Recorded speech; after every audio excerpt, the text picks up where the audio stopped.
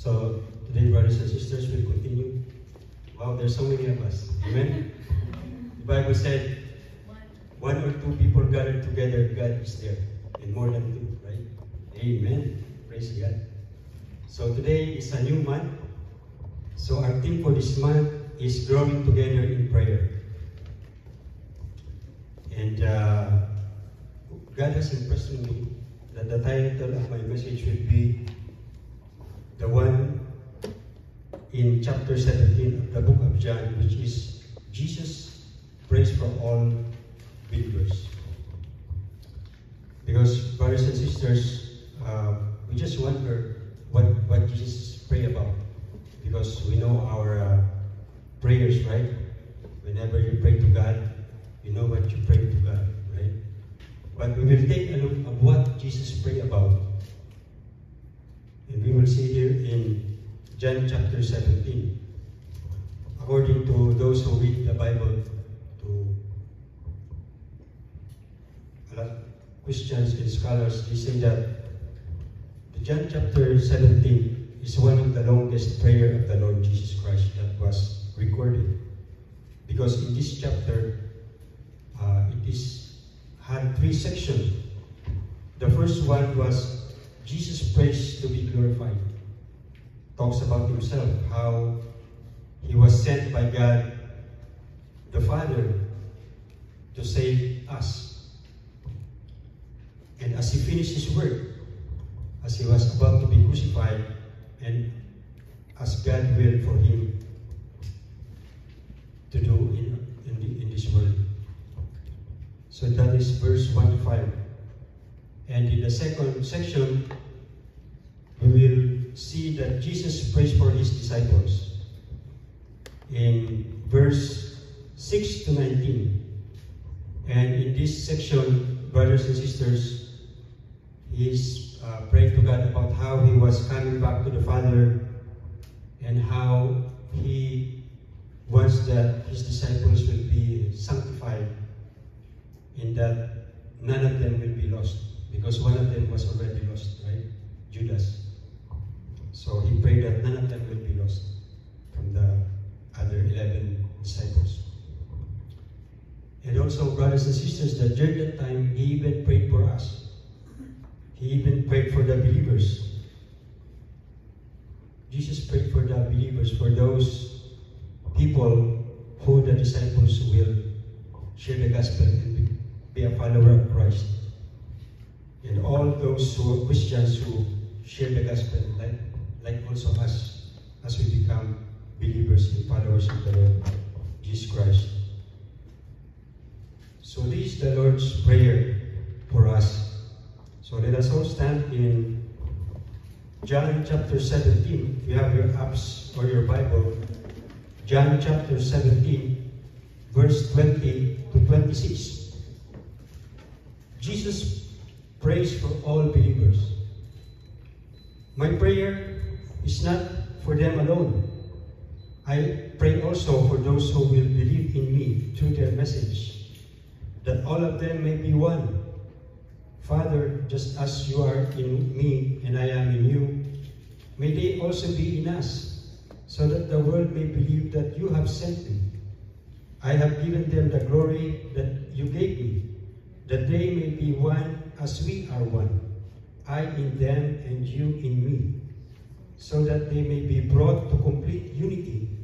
Then the world will know that you sent me and have loved them even as you have loved me. Father, I want those who have given me to be with me where I am, and to see my glory, the glory you have given me because you loved me before the creation of the world. Righteous Father, though the world does not know you, I know you, and they know that you have sent me.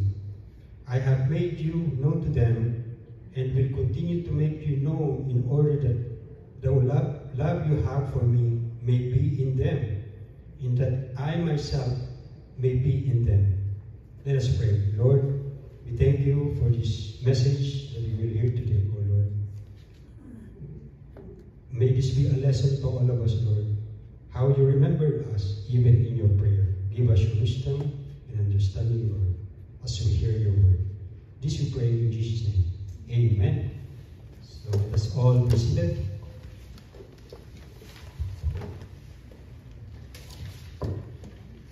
So, brothers and sisters, you know, unity is a very precious word. Amen. You know, if in an organization or in a place where there is no unity, you can feel it, right? Just like when you attend a family gathering, if there was no unity, like one time I went to a family gathering, and I can sense the atmosphere. You know, there are the atmosphere is not very good. There is a division within the family. So, therefore, brothers and sisters, unity is very important. And one of the great King David, even talked about unity. In Psalm 133, he wrote one chapter for unity, but it's only 3 verses.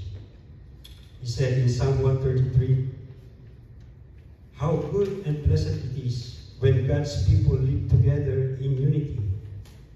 It is like a precious oil poured on the head, running down on the beard, running down on Aaron's beard, down on the collar of his robe. It is as if the dew of Hermon were falling on Mount Zion. For there the Lord bestows his blessing, even life forevermore."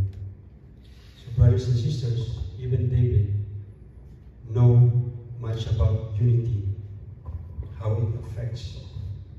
That's why, and even us, when there is unity, we enjoy, right? There is harmony among one another. Like everyone's happy, right? Like the group who had outing yesterday. So when you have harmony, there's more fun, right? Everybody's happy. So in here, brothers and sisters, David made an example of Aaron. You know, Aaron was the brother of Moses. And he was the first priest of the nation of Israel. And how a priest is anointed by pouring olive oil on the head. And how the oil will flow from the head to his beard and to his robe. So, David made that example of unity. And also, he talks about the dew of Hermon were fallen in Mount Zion. You know, Mount Hermon is the highest point in Israel. So here he was talking about how the dew of Hermon were falling on Mount Zion from high up going down.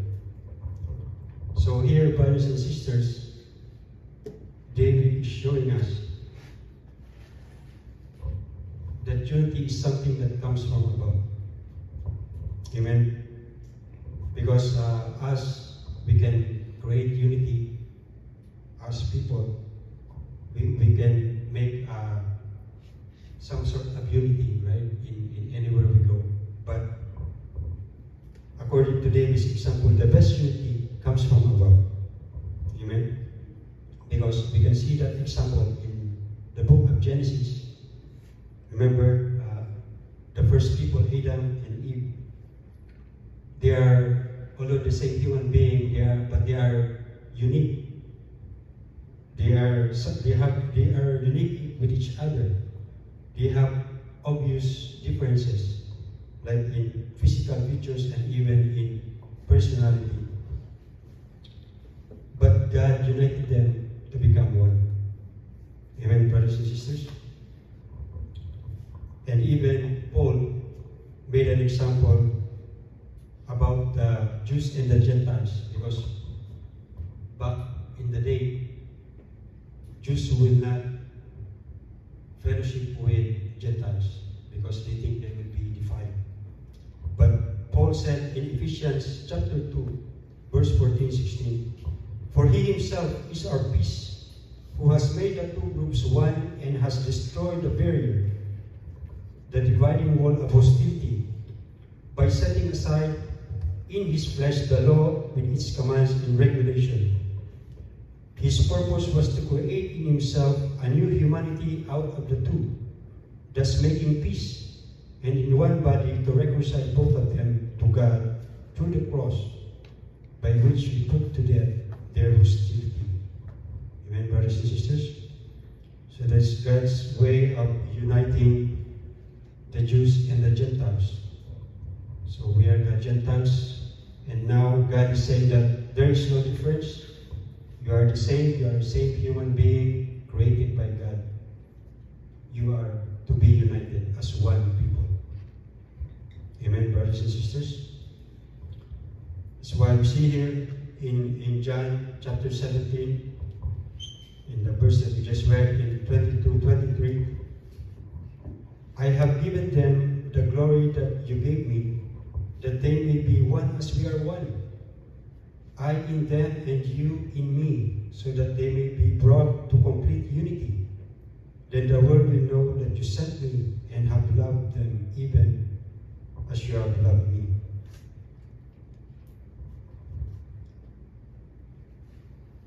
So God of unity wants us to have unity, brothers and sisters. Amen. God wants us to be united. On the other hand, Satan's objective is to divide, right? Divide and conquer, right? Because, division is usually the downfall of any organization, right? If there is no unity, they will fail. Just like in a family, right? If the family is not united, the end will be they will break up. It will end up, the one who will suffer will be the children, right? Or in an organization, if there's no unity, they will fail.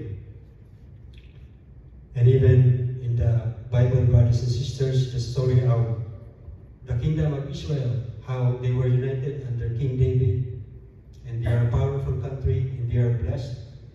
And after Solomon, the country had division, and they got divided. And now when they got divided, their strength, they are no longer as strong. And then other countries started to invade, because they know that is not longer as strong as before. They are weak. Amen, brothers and sisters? So, and even God hates divisiveness, right? If you remember in Proverbs chapter 6, there are 6 things that God hates. And one of them is a false witness who push out lies, and a person who stir up conflict in a community. So brothers and sisters, as brothers and sisters in Christ, we are expected to be peaceful with other men, right? That we are in harmony. Amen, brothers and sisters? Because we know that we as a human being, we are divisive, right? All of us, because we have this sin nature in us, right? If you do not agree, when you talk to your brother or spouse, right? Sometimes you will disagree, right? So, we have this natural self-centeredness. And self-centeredness can cause division, right? Because when we think that we are treated unfairly, we think of ourselves, and whenever we are treated unfairly, we don't want to be reconciled, right? On the other hand, if you are someone who is other-centered, it will lead to unity, because you don't care so much about yourself, but you care more about the other person. Amen? And the most other-centered person is the Lord Jesus Christ. Amen? In Ephesians 2, 6-8, it says that, who being the very nature of God, did not consider equality with God something to be used to his own advantage. Rather, he made himself nothing by taking the very nature of a servant, being made in human likeness, and being found in appearance as a man. He humbled himself by becoming obedient to death, even to the cross. You see here, brothers and sisters, because the Lord Jesus Christ has all of us in mind, right? So he's not very, he was in the comfort of in heaven, but he went out of his comfort zone for us. That's why we need to have unity. And Jesus prayed for us to be one. Amen, brothers and sisters?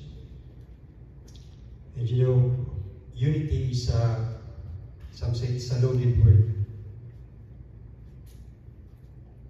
Here we see what the Bible means about unity when it is okay or not okay. In one verse, brothers and sisters, that we often hear in John 13, 34-35, it says, "A new command I give you, love one another as I have loved you. So you must love one another. By this everyone will know that you are my disciples, if you love one another." So in the biblical sense, love is like an agape kind of love, right? Because the world has a different view of love. For sa mundo, for them, love is like an emotion, and they conflate it as tolerance. So if you love others, you have to be tolerant, right? That's what the word said, but that's not biblical, right? Because people say that, if you do not tolerate, you are unloving and you are judgmental, right? So that's how others see even Christianity. But that is not the biblical love. Because even the Lord Jesus Christ, he did not tolerate sin, right? He died for our sin. And he called sin as it is. Right? Brothers and sisters? That's why he had to die on the cross. If he did not see sin as it is, there is no need for him to die on the cross, right? But he see that it is wrong. That's why he had to sacrifice. Right? Because Jesus see our need, brothers and sisters, how our condition. That's why he know that we need a Savior, so that we can be right with God. Amen, brothers and sisters? That's why the Bible said in 2 Timothy 3:16-17, all Scripture is God-breathed and is useful for teaching, rebuking, correcting, and training in righteousness, so that the servant of God may be thoroughly equipped for every good work. So, as we see here, brothers and sisters, that God has provided the Bible for us, so that we can use, in order for us to use it as our guide. Amen, brothers and sisters? Amen. So, the Lord Jesus Christ prayed for unity. And number one, that unity is centered on Christ and His Word. So, if you go back to John 17:16, they are not of the world, even as I'm not of it. Sanctify them by the truth of your word. Your word is true. I have given them the glory that you gave me, that they may be one as we are one. So here, brothers and sisters, God is reminding us that we are just passing through. We are not here permanently. We are here temporarily.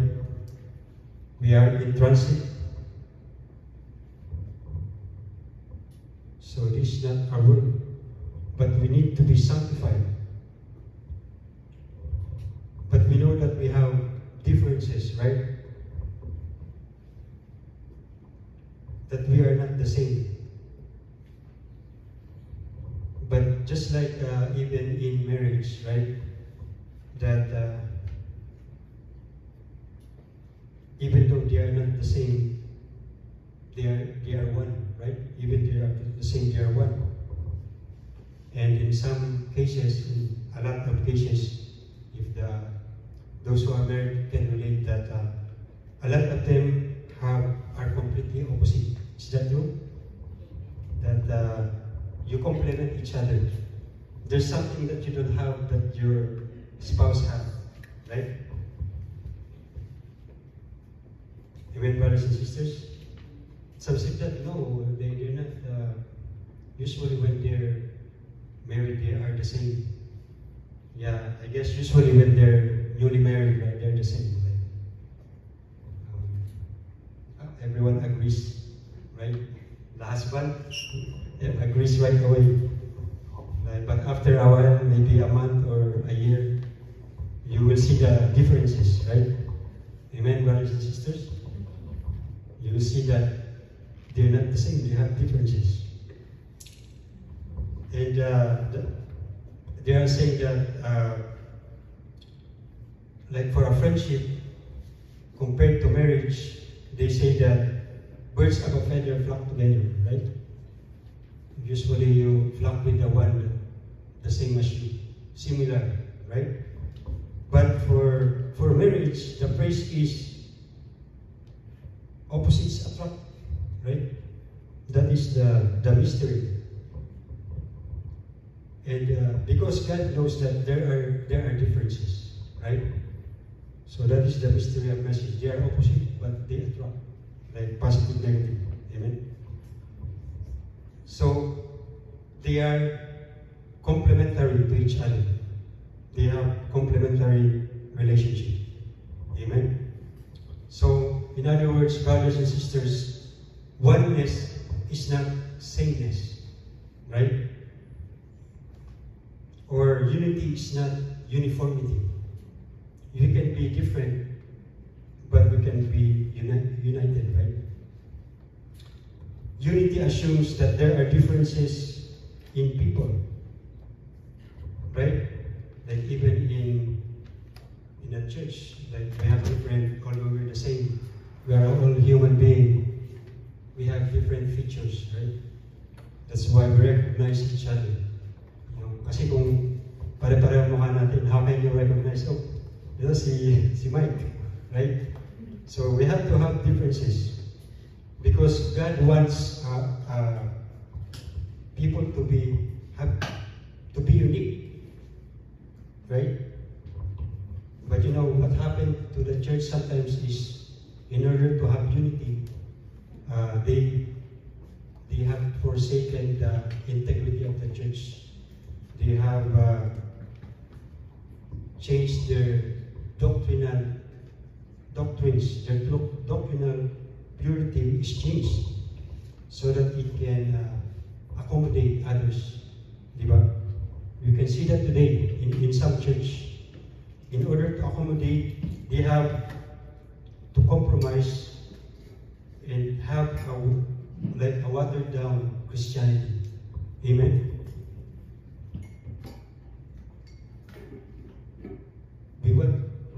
Because we want to get along, but we don't want to compromise. Amen, brothers and sisters?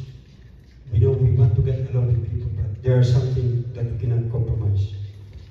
And like our beliefs, like for example, the reliability of the scripture, right?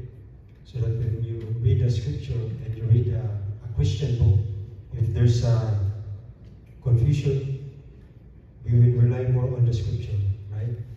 Because that is the word of God. Or that we believe that of the virgin birth, right?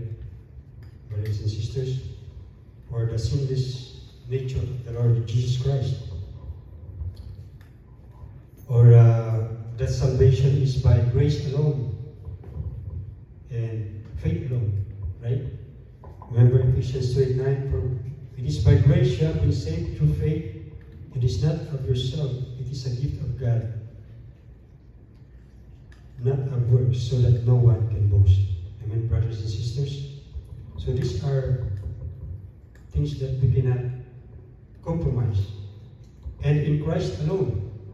John 14:6 said, Jesus answered, I am the way, the truth, and the life. No one comes to the Father except through me. Amen, brothers and sisters? But there are other things that we can have differences. You know, there are Christians who believe in pre-tribulation, that the rapture will happen before the tribulation, right?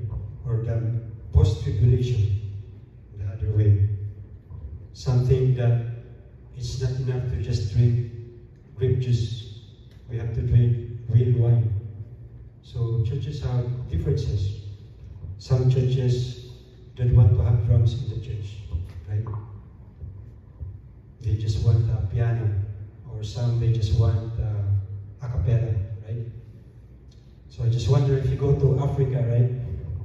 How will they sing? Because they have drums. Amen? So that's number one. And this one thing that we can remember, brothers and sisters, that according to this phrase, it says that in essentials, unity, in non-essentials, liberty, and in all things, charity. So I think that's the kind of unity that the Lord Jesus Christ wants us to have. Amen? We have differences, but we can unite on our differences. Amen, brothers and sisters?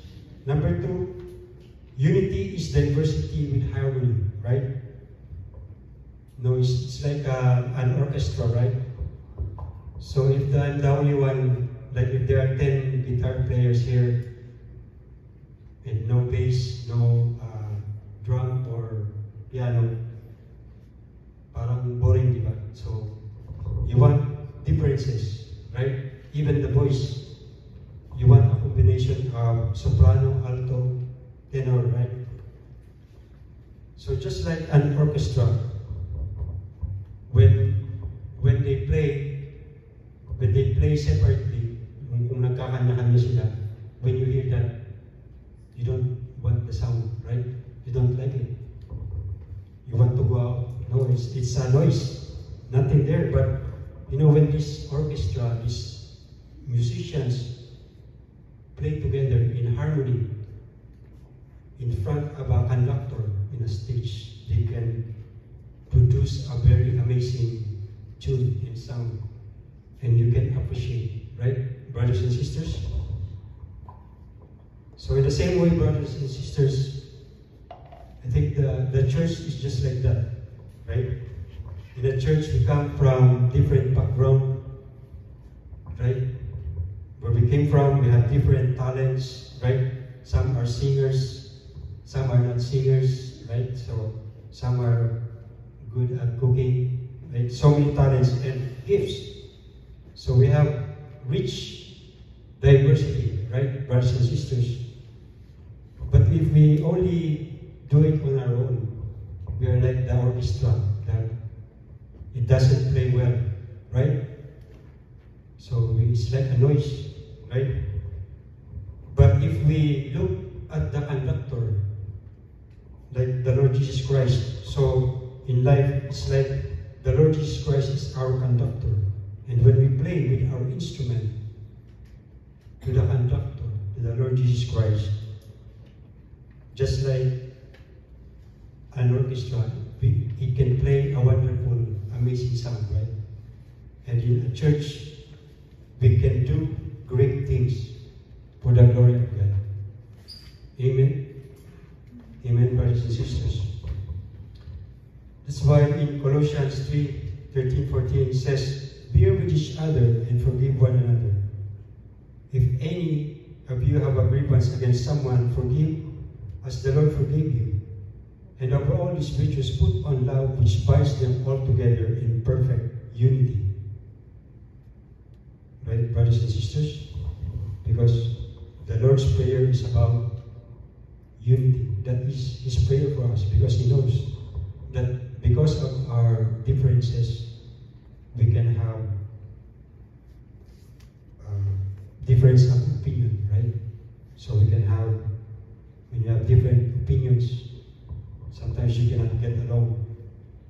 But for me, brothers and sisters, maybe we consider it as our cross, right? As a Christian, we are asked to carry our cross, right? In Luke 14:17, whoever does not carry his cross and follow me cannot be my disciple, because being a disciple has a cost, right?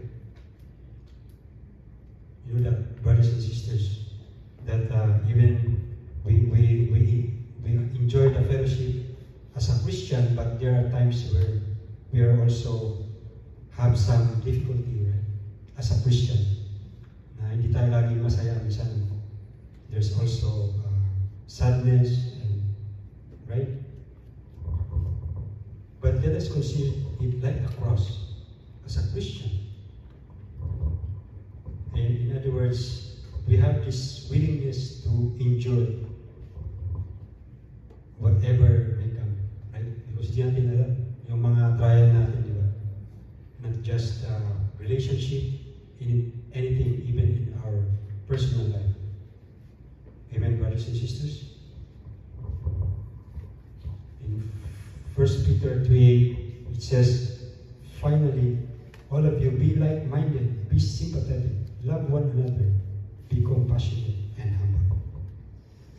And number 3, brothers and sisters, unity is based on mutual relationship with Christ. Amen, brothers and sisters? Because just like in our work, sa mga trabaho natin sa secular world, we are asked to accomplish something, right? So we want to do our job, get along with our clients, give good customer service, right? Because whatever we do in the company, if we do good, the one that is good for us is we keep our job, or we get a bonus, right? Right, brothers and sisters? So, in the believers, brothers and sisters, we see the camaraderie when we meet a fellow believer, right? Minsan we have relatives where we are not as good in good terms compared to our friend who is a believer, right? Kasi meron tayo, we have something in common, right? We have a connection. We have the same faith. Amen, brothers and sisters? Amen.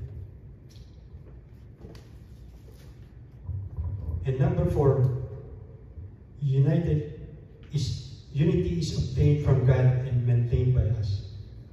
So just like the one I read a while ago regarding King David, the psalm that you read, how the example of Aaron being anointed, where the best unity comes from God. Amen, brothers and sisters?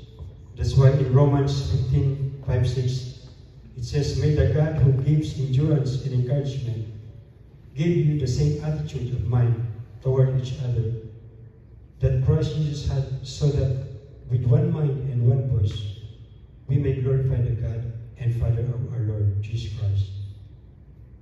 Amen, brothers and sisters? Because when we have unity, we are glorifying God. Because that's what God wants, for us to be united. Amen, brothers and sisters? So Christ Himself gave the apostles, the prophets, the evangelists, in Ephesians 4:11-13, the pastors, to equip His people for work of service, so that the body of Christ may be built up, until we all reach unity in the faith and in the knowledge of the Son of God, and become mature, attaining the whole measure of the fullness of Christ. Amen, brothers and sisters? Because, we always talk that we are still in this world and there are always this continuous tension between our flesh and our desires and also our spirit who want to please God. So they always against each other. That's why Paul said that we have to crucify ourselves daily. We will that we change ourselves, right? To be like the Lord Jesus Christ. Amen, brothers and sisters? We are all in a struggle. But God has provided us a help to overcome. Amen, brothers and sisters? Because God wants us to be united. And the enemy wants us to be divided, right? Just like I said, the enemy wants to divide and conquer. But Jesus wants to unite us and complete us. Amen, brothers and sisters? So, as something to help all of us, in Romans 12:18, it says that if it is possible, as far as it depends on you, let us live at peace with everyone. So this is one way for us to have unity. Amen, brothers and sisters? Because according to the one we read in John 17:22-23, I have given them the glory that you gave me, that they may be one as we are one, I in them and you in me, so that they may be brought to complete unity. Then the world will know that you sent me and have loved them even as you have loved me. Because our God, once again, our God is a God of unity. How the God the Father and the Son and the Holy Spirit are united. As Jesus prayed. So just like them, and that's why He sent His Son, so that the sin that separated us from God will be done away with, and so that we can be reconciled to Him once again. Amen, brothers and sisters? I hope this short message will remind us that God wants us to be united as brothers and sisters of the Lord Jesus Christ, right? Like the Bible said that we are one body, right? When we walk, when you stumble and you hit your toe, it hurts, right? And when your toe is hurt, it's like your whole body is hurt, right? Or when you have a toothache, right? When you have your toothache and you pull the teeth, it's like your body is in pain, whole body. So just like in the church, like everyone is important. So that means that if something is wrong with one in our church, the whole church is affected, right? Because as the Bible says, we are one. Amen, brothers and sisters? So each one of us will help so that the church will the pain will be reduced. Amen, brothers and sisters? Amen. So I hope this message will a lesson and an encouragement to all of us. Let us pray. Lord, we thank you for this message you have given us to remind us how you want us to be united. As you have said in your prayer, you want us to be one. Guide us, Lord. Guide everyone